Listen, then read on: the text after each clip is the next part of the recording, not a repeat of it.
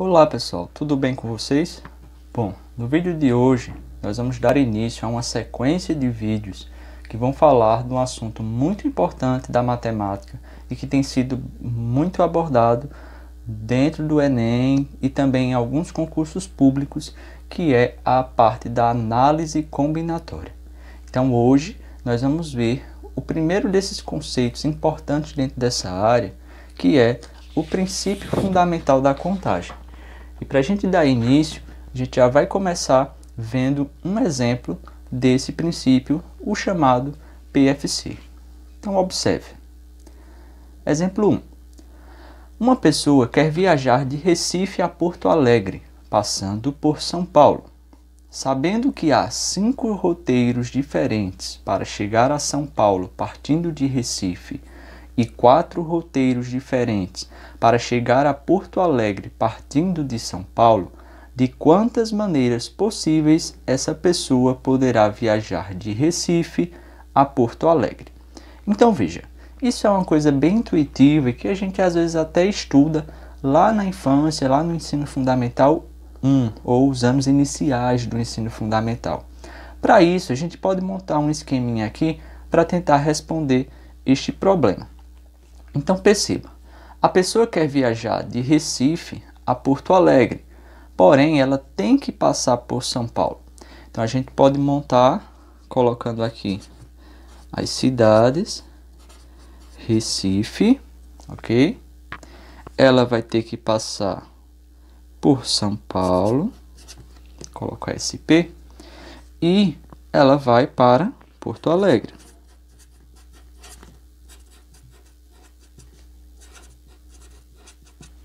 Ok, só que veja, sabendo que há 5 roteiros diferentes para chegar a São Paulo partindo de Recife. Então, para ela ir a São Paulo, saindo de Recife, vão existir 5 roteiros diferentes. Vou chamar esse aqui, esse e esse, ok? E também existem 4 roteiros diferentes para chegar a Porto Alegre partindo de São Paulo. Então, de São Paulo a Porto Alegre, ela vai ter 4 roteiros.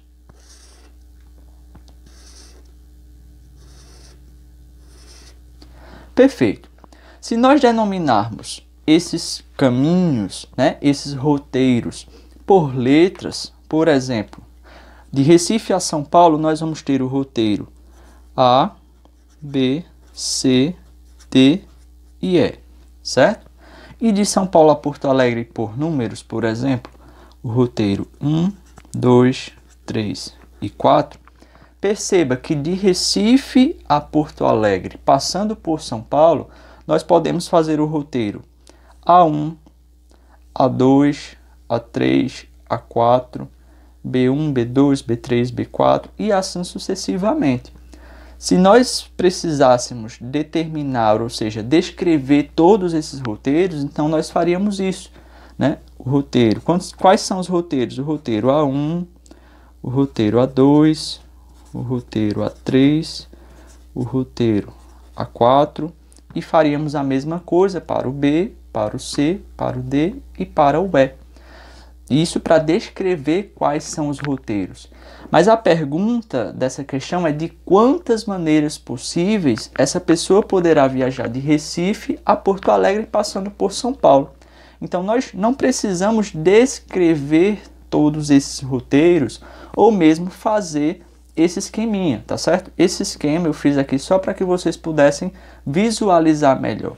Então perceba que para cada roteiro de Recife a São Paulo, existem 4 roteiros diferentes de São Paulo a Porto Alegre. Como nós temos 5 roteiros de Recife a São Paulo e 4 roteiros de São Paulo a Porto Alegre, a resposta para esse problema seria 5 vezes 4, que dá um total de 20 maneiras diferentes. Ok, pessoal? Então, se a pergunta fosse quais os roteiros possíveis, então você iria fazer aqui, ó, descrever, certo? Todos eles.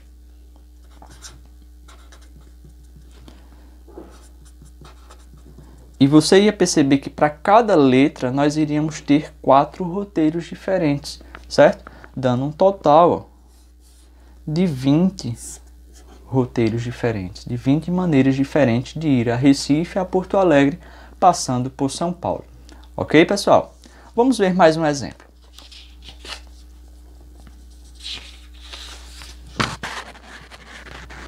Ao lançarmos simultaneamente uma moeda e um dado, quantas possibilidades de resultados existem? Ok? Então, nós queremos lançar simultaneamente, ou seja, ao mesmo tempo, uma moeda e um dado. Quantas possibilidades de resultados existem? Vamos imaginar que essa moeda seja uma moeda comum, né, que tem 2 faces diferentes, cara e coroa, e também um dado comum, que tem 6 faces numeradas de 1 a 6, ok? Então, vamos dar nomes a esses resultados possíveis, tá? Então, a moeda, por exemplo, ela pode ter, vou chamar aqui, K para cara e C para coroa, ok? E também, com relação ao dado, nós vamos ter de 1 a 6. Perfeito. Então, ao lançarmos essa moeda e esse dado ao mesmo tempo, quantas seriam as possibilidades de resultados, certo? Então, a gente poderia fazer a mesma coisa que fizemos no exemplo anterior, o que é chamado de árvore de possibilidades, certo? Então, por exemplo, ao lançar a moeda e sair cara, o dado, né, pode aparecer lá no dado para a gente, ó.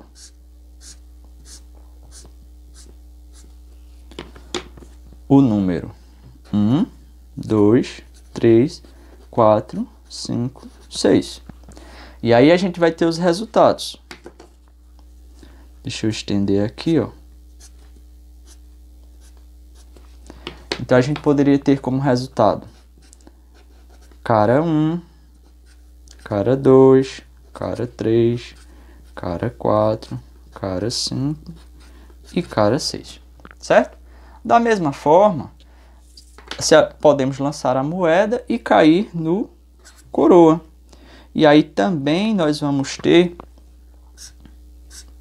6 possibilidades para o dado. Do 1 ao 6.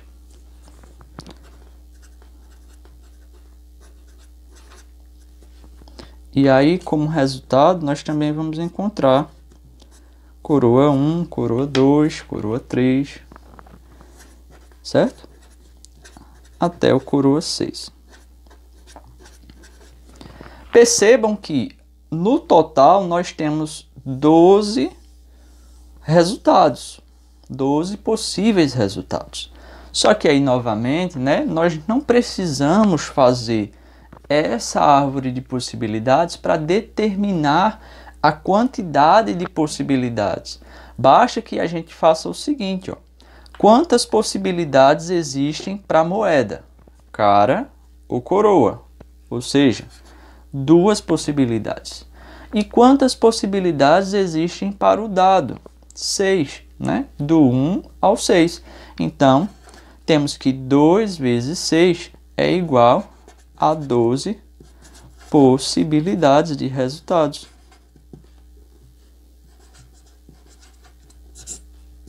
Ok, pessoal?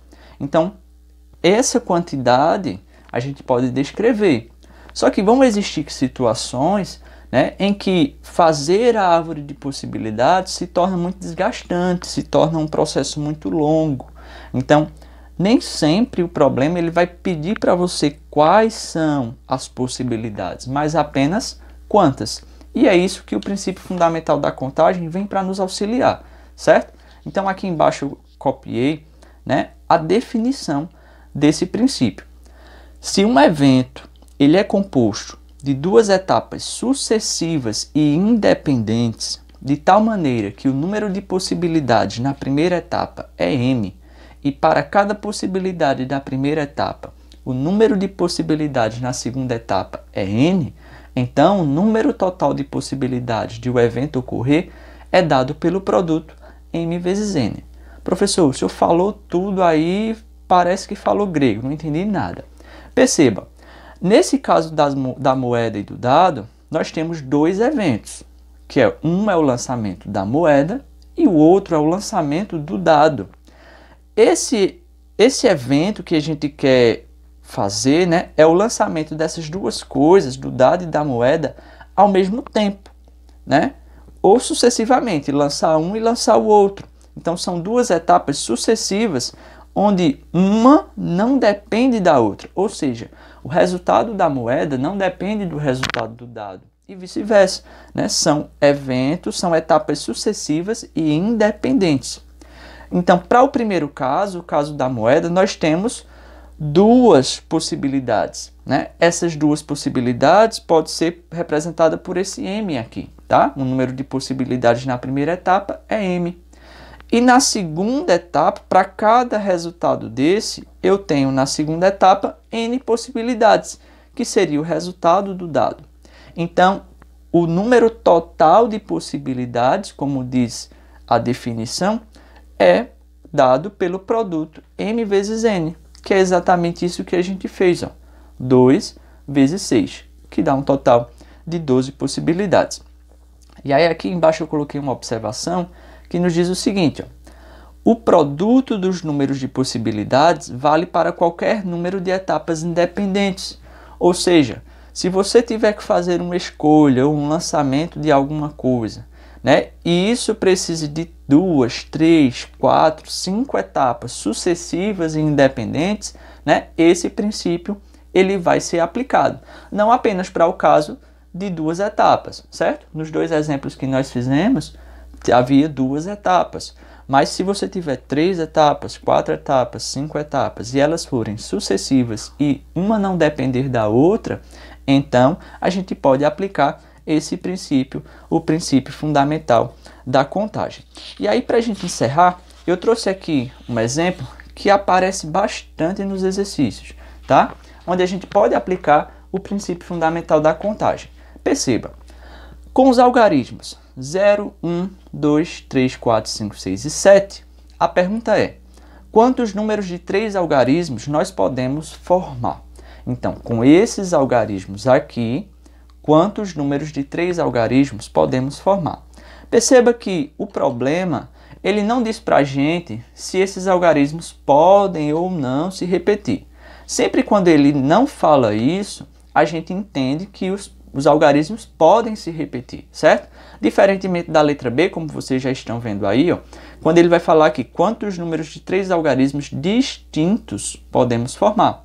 Perceba que nessa questão ele não fala distintos, isso diz para a gente que esses algarismos podem se repetir. Já na letra B, ele usa a palavrinha distintos, o que diz que os elementos não podem se repetir. Mas vamos responder logo a letra A. Então veja, quantos números de 3 algarismos nós podemos formar? Então, nós queremos preencher esses 3 espaços com estes algarismos. Uma observação bem importante é a seguinte, no total nós temos 8 algarismos disponíveis, certo? 8 algarismos. Porém, quando nós vamos para a questão, na letra A, ele quer formar números de 3 algarismos, ou seja, um número que se encaixe dentro das centenas, certo? E aí, quando a gente vai formar um número de 3 algarismos, a observação é a seguinte, é que dentre esses algarismos disponíveis, o primeiro número daqui, o primeiro algarismo, ele não pode ser 0. Porque, por exemplo, se nós pegarmos o número 0,45, certo? Esse número daqui, ele não é um número de 3 algarismos, porque o 0, ele não contém centenas, certo? Tem 0 centenas. Então, 0,45 é, na verdade, um número de 2 algarismos. Então, para esse primeiro espaço aqui, eu não posso utilizar o algarismo 0. Sendo assim, dos 8 algarismos disponíveis, quantos eu posso colocar aqui? 7, certo? Então, a gente pode colocar aqui 7 algarismos. Para a segunda posição, o segundo algarismo ali, como eu posso repetir, então eu posso utilizar os 8 algarismos disponíveis, ok? Então a gente vai colocar aqui 8. E aqui novamente eu posso também repetir os elementos. Então, eu vou colocar 8 novamente. Sendo assim, ó, 7 vezes 8 vezes 8 é igual a 448. Sendo assim, nós temos 448 números de 3 algarismos. Beleza, pessoal? Claro, com esses algarismos disponíveis, certo? Então, na letra B, ele vai perguntar o seguinte, ó, quantos números de 3 algarismos distintos podemos formar? Se são 3 algarismos distintos, isso diz para a gente que esses algarismos aqui, eles não podem se repetir, ok? Então, novamente, ó, nós temos 3 espaços que queremos preencher com aqueles 8 algarismos. Novamente, nós vimos que o primeiro elemento ele não pode ser 0. Então, dos 8 algarismos, nós temos 7 algarismos disponíveis, ok? Porém, aqui, ó, como são algarismos distintos, a ideia seria, eu tinha 8, já usei 7, já usei 1 aqui, né? Então, eu teria disponível 7. Por que 7? Porque no primeiro caso, a gente não usou o 0. Então, nós tínhamos 7. Se eu já usei 1, sobram 6 diferentes. Porém, agora, ali o 0 eu posso usar, certo? Então, esse segundo espaço aqui, eu vou ter novamente 7 algarismos disponíveis. E aí, como eu tinha 8, já usei 1 aqui e já usei 1 aqui, vão sobrar para mim 6 algarismos disponíveis. E aí, a gente vai ter como resultado, ó, 7 vezes 7 vezes 6, que vai dar um total de 294, ok? Então, nós temos 294 números de 3 algarismos distintos. Beleza, pessoal? Vamos para o exemplo C, o nosso último exemplo deste vídeo, que diz o seguinte: quantos números pares de 3 algarismos podemos formar? Veja que ele não vai falar para a gente que esses algarismos precisam ser distintos, mas ele diz que esses números precisam ser pares. Então, dentre os nossos algarismos disponíveis, nós sabemos que para um número ele ser par, ele precisa terminar em 0, 2, 4, 6 ou 8. No nosso caso, até o 6, porque o 8 não está disponível. Então, nós precisamos preencher esses espaços, esses 3 espaços, de tal maneira que ou ele termine em 0, ou ele termine em 2, ou ele termine em 4, ou ele termine em 6. E aí, quando o problema ele fixa alguma coisa, né, ele diz, tem que ser par, tem que ser ímpar, tal elemento precisa estar naquela posição, eu gosto sempre de colocar ele na caixinha. Fica a dica aí para vocês. Então, perceba, para esse número ele ser par e terminar em 0, nós temos, lembra lá, nós temos um total de 8 algarismos, certo? Ele vai terminar em 0. A gente viu que o primeiro elemento ele não pode ser 0. Então, dos 8 algarismos, eu tenho 7 disponíveis para cá, certo? Como ele não fala de ser distintos, então esses algarismos podem se repetir, e aí eu tenho um total de 8 elementos para cá. 7 vezes 8 é igual a 56. A mesma coisa nós vamos perceber nos outros casos, ó. Se aqui ele for par e terminar em 2, o primeiro elemento não pode ser 0. Então, eu tenho 7 possibilidades, mas como pode haver repetição, eu tenho 8 possíveis para cá. Isso vai dar 56, a mesma coisa para aqui e a mesma coisa para aqui. Para a gente saber o número, né, a quantidade de números, a gente vai somar, então, esses resultados. Ou multiplicar por 4, né, já que são valores iguais. Então, 4 vezes 56 é igual a 224 números pares de 3 algarismos. Bom, pessoal, é isso, tá certo? Prestem bastante atenção, porque os problemas do princípio fundamental da contagem, em especial parecidos com esse último que nós fizemos aqui, eles exigem que você preste atenção aos detalhes, ok? Então, ele vai sempre trazer em alguns problemas, algumas restrições. E essas restrições a gente precisa ter bastante atenção, como nesse último caso aqui. Beleza? Bom, se você gostou desse vídeo, então deixa aí o seu like, se inscreve no meu canal, me segue também lá no Instagram, que eu vou estar sempre colocando algumas dicas lá para vocês. Um abraço, pessoal, e é isso. Tchau, tchau.